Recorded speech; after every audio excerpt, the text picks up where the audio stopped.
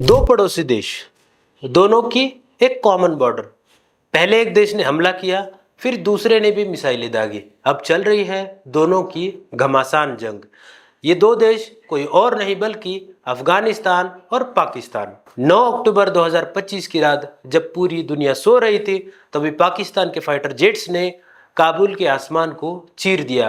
कुछ ही घंटों में जवाब आया।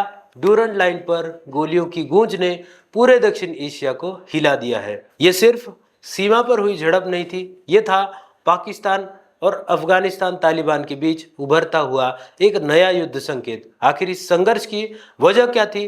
कौन सही, कौन गलत, और क्या ये टकराव पूरे क्षेत्र को अस्थिर कर सकता है? आइए जानते हैं इस अफगानिस्तान पाकिस्तान संघर्ष की पूरी कहानी। नमस्कार दोस्तों, मेरा नाम है अमोल और आप देखना शुरू कर चुके हैं द डिटेल चैनल। किसी भी जटिल विषय को आसान भाषा में समझने के लिए द डिटेल चैनल को सब्सक्राइब करें।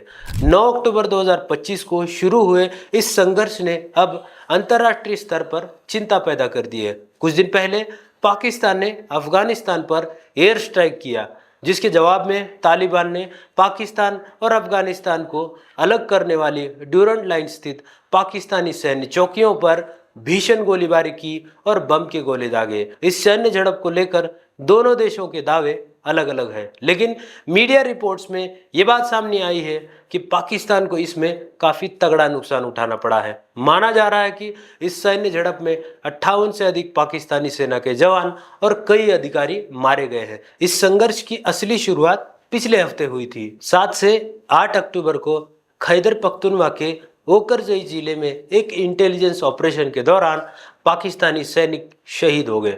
पाकिस्तान ने हमले का आरोप तहरीक तालिबान पर लगाया।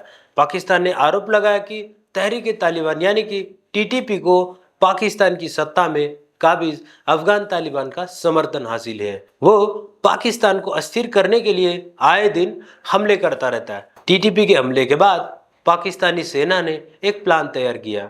ये प्लान टीटीपी चीफ मुफ्ती नूर वली महसूद के खात्मे से जुड़ा था। 9 अक्टूबर की रात करीब 9:50 पर अफगानिस्तान की राजधानी काबुल के अब्दुल हक स्क्वायर के पास दो जोरदार धमाके हुए। अफगानी लोगों ने कहा कि उन्होंने फाइटर जेट्स की आवाज सुनी। पाकिस्तान ने भी माना कि उसके विमान अफगानिस्तान के वायु क्षेत्र में दाखिल हुए थे। पाकिस्तान ने कहा कि उसे पुख्ता जानकारी थी कि अब्दुल हक स्क्वायर के पास टीटीपी प्रमुख नूर वली महसूद अपना ठिकाना बनाकर रह रहा है, लेकिन पाकिस्तानी हमले में महसूद बच गया। मात्र टीटीपी के 2 टॉप कमांडर मारे गए। पाकिस्तानी सेना के हमले यही नहीं रुके। पाक आर्मी ने इसके बाद 10 अक्टूबर को अफगानिस्तान के खोस्त, जलालाबाद, पख्तिका और कुनार प्रांतों में भी हमले किए। अफगान तालिबान ने पाकिस्तान पर संप्रभुता का उल्लंघन का आरोप लगाया, जबकि पाकिस्तान ने इसे आतंकवाद के खिलाफ कार्रवाई बताया। 10 अक्टूबर को हुए हमले के बाद अफगान तालिबान ने पाकिस्तानी राजदूत को तलब किया और हमले को लेकर विरोध जताया। फिर अफगान तालिबान के 201 खालिद बिन वलीद आर्मी कोर ने 11 अक्टूबर की देर रात नंगरहर और कुनार प्रांतों में ड्यूरन लाइन के पास पाकिस्तानी सैन्य चौकियों पर हमले करके पाकिस्तान की कई सैन्य चौकियों पर कब्जा किया। अफगानिस्तान की सत्ता पर काबिज तालिबान ने बताया कि इस्लामिक एमिरेट्स ऑफ अफगानिस्तान की सेनाओं ने कई पाकिस्तानी चौकियों पर कब्जा कर लिया है, जबकि कुनार और हेलमंद प्रांतों में अफगान सीमा पर एक एक पाकिस्तानी चौकी को नष्ट कर दिया गया है। तालिबान ने दावा किया कि इस हमले में 50 से अधिक पाकिस्तानी सैनिक मारे गए हैं। हमले के बाद तालिबान के प्रवक्ता जबीउल्लाह मुजाहिद ने एक्स पर पोस्ट की, हमने 58 पाकिस्तानी सैनिकों को मार गिराया है। ये हमारे 20 सैनिकों की मौत का बदला है। पाकिस्तान ने हमारी संप्रभुता का उल्लंघन किया था। अफगानिस्तान के तालिबान सरकार के रक्षा मंत्रालय के प्रवक्ता इनायत ख्वाराजमी ने कहा, हमारा ऑपरेशन रात 12 बजे खत्म हुआ। अगर पाकिस्तान फिर से हमारी संप्रभुता का उल्लंघन करता है तो हम उसका मजबूती से जवाब देंगे।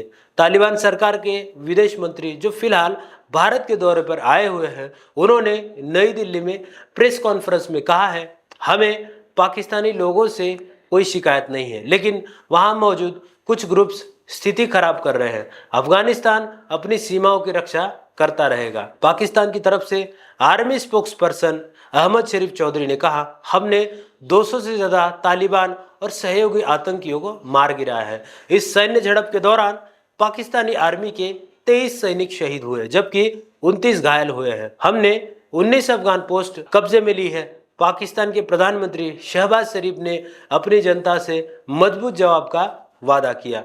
दोनों देशों के इस संघर्ष की टाइमलाइन हमने स्क्रीन पर दिखाई है। इसके माध्यम से आप पाकिस्तान, अफगानिस्तान और तालिबान का कितना नुकसान हुआ है ये आप समझ सकते हैं। सीमा के उस पार बारूद की गंध अभी भी बाकी है। दोनों देशों के बयान, आरोप और पलटवार से साफ है कि मामला इतना आसान नहीं है। लेकिन असली सवाल यह है, क्या यह संघर्ष सिर्फ आतंक के खिलाफ जंग है या दो सरकारों की आपसी अविश्वास की जंग? जो भी हो, नुकसान हमेशा आम लोगों का ही होता है। अगर हालात नहीं संभले तो ये सीमित झड़प किसी बड़े युद्ध की भूमिका बन सकती है। पाकिस्तान और अफगान तालिबान पर आपकी क्या राय है?